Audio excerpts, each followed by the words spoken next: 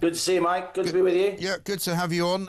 It just goes from bad to worse, doesn't it? I mean, one of the only things that they could sort of crow about was that they were keeping inflation relatively low until it went up just the other day, or stayed the same, shall we say, at 3.8%.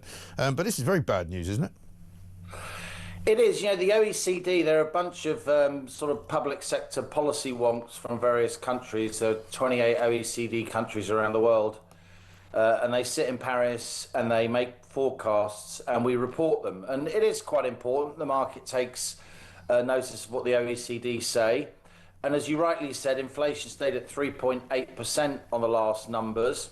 When you think that the Bank of England's target is 2%, we're almost double that. And a lot of people listening, Mike, this morning will say, are you telling me that life's only become 3.8% more expensive over the last year? Pull the other one, it's got bells on. These inflation numbers actually feel, understating what's happening in the real world. But it is a blow for Rachel Reeves. Labour, of course, are making lots out of the fact that the OECD think that the UK is going to be the second fastest growing economy among the big G7 countries. But quite frankly, still very, very low growth. The Chancellor's desperate for some growth because it's only growth, an expanding economy, that flatters the public finances and gives us some relief. Yes, but yet again, another figure that comes out today shows that about 50,000 jobs in the private sector have disappeared in the past 3 months, just coming up to September. We know that a couple of 100,000 fewer jobs are now available, and unemployment's going to reach a 5-year high pretty soon. And without private sector growth, there is no growth, is there? Again, I feel a lot of your viewers and listeners will sense when they hear about these numbers, it will chime with their experience.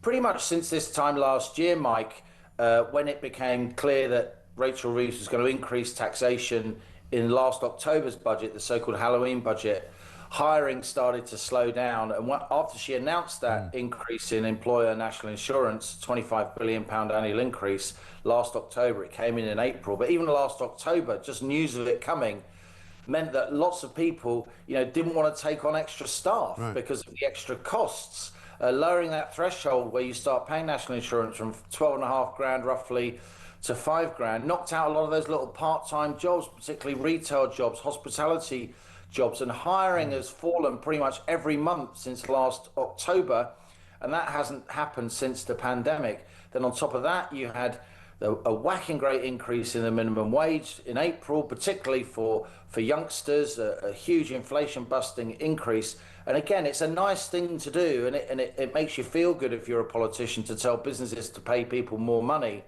But businesses will respond by, not replacing people who leave. They'll respond by backfilling. They'll respond by not expanding their workforce. And then on top of that, Mike, I'm afraid, sorry to be a font of a lot of woe this morning, but this is what's happening out there in business. On top of that, employers also know you've got this employment rights bill coming down the track, which has been in the House of Lords. The government haven't accepted any of the Lords amendments that were slightly diluting it.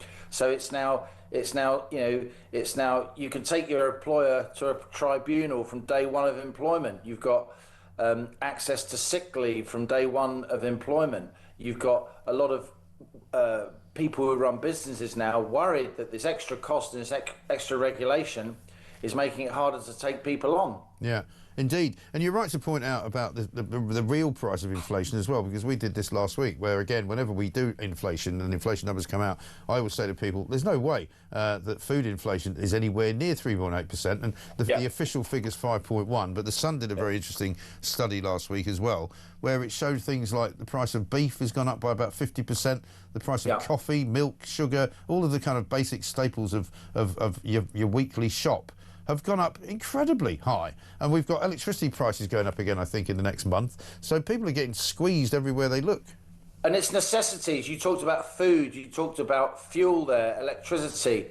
Less well-off people, Mike, spend a higher share of their income on those things. So when inflation in those things is high, food and energy, and they definitely are, then the less well-off get disproportionately whacked don't they? I mean, you all know, Mike, you go into, let's sound like two media idiots now. You go into a restaurant, the price of a starter now is what the price of a main course was a couple of years ago. I Yeah. mean, it's completely mad. And the price of a main course is the price of what a whole meal used to be. And then, oh, do you want sides with that? I mean, like, so I paid 28 quid for a bit of fish and I don't get any potatoes with it. I took my family out. I took my family out. out for a curry, right, in Sussex a few weeks ago, and my boys are now old enough to drink, unfortunately, so they were having a couple of beers.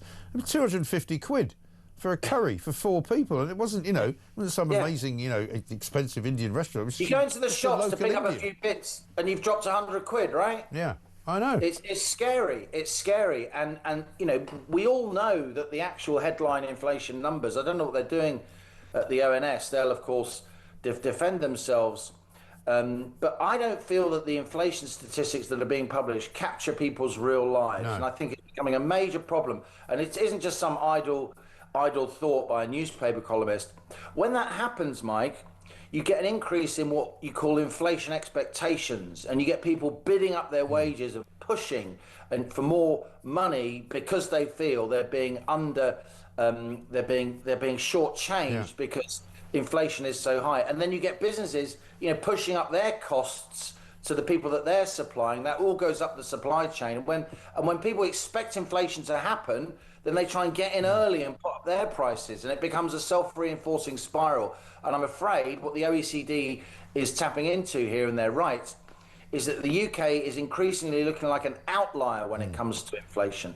Other big economies, their inflation over the spring and summer was steady, or it actually went down. It certainly stayed below 3%. Our inflation's been well above 3%, and next month it could hit 4%. Double the Bank of England's target. That will push inflation expectations up, I'm afraid, even more. I know. And we've been hearing a lot from people in the past, say, 3 weeks or so, people calling in, leaving us voice notes saying, I've just lost my job, I've just been made redundant, my hours have been cut in half, or, my wife and I were going to buy a new car, but we can't really afford to do it because we don't know what's going to happen in the budget. Lots and lots of ordinary people having really, really serious effects on their lifestyles. Have a listen to this. This is Tony on the cost of living. Hi, Mike. It's Tony from Hampshire. Great show, by the way. My wife and I got our water bill yesterday, and it was £333. For the same 6-month period last year, it was £216. I was thinking to myself, when we totted everything up, we must be a good £200 and odd, £300 a month worse off than we were this time last year, with all the increases in everything else, council tax, food, etc. We just get things so wrong in this country. All the hard-working, honest grafters out there get punished to pay for all the migrants and the lazy and the feckless. There really needs to be a sea change here and start rewarding people who are paying their way and trying to make something of themselves. That is a very, very typical message that I've got from Tony. You feel for Tony. The water bill alone going up by sort of more than 50%. It's incredible. Yes, I just worked it out, Mike. It's 45% increase in the water bill. Absolutely crazy. Council tax is clearly going to go up big time in the budget because Rachel Reeves won't accept that raising tax rates actually will slow down the economy so much, even push it into a recession, so you'll get less tax revenue. She won't accept that because ideologically she doesn't want to give that message to her economically illiterate Labour backbenchers who just want higher taxes for the sake of it, because ideologically they like higher taxes. Because Labour has increased taxes, I'm afraid, they're actually making the fiscal position worse. To use the jargon, we're beyond the peak of the Laffer curve. The Laffer curve, I know you've talked about it, the idea that you get tax rates up to such a point that actually you get less tax revenue because the economy shuts down and people move abroad and people change their behaviour and so on. Because she's done that, Mike, she's now in a position where financial markets are freaking out and saying, we're only going to lend you money, His Majesty's government, at very, very high interest rates. And again, the UK is an outlier. We're paying a lot more for our borrowing than France, Germany, Greece and Spain, by the way, with respect to Greek and Spanish friends. these countries usually pay a lot more than us for their borrowing. Actually, they're paying a lot less now because our finances are so weak. And because she's got a manifesto pledge not to raise income tax or employee national insurance.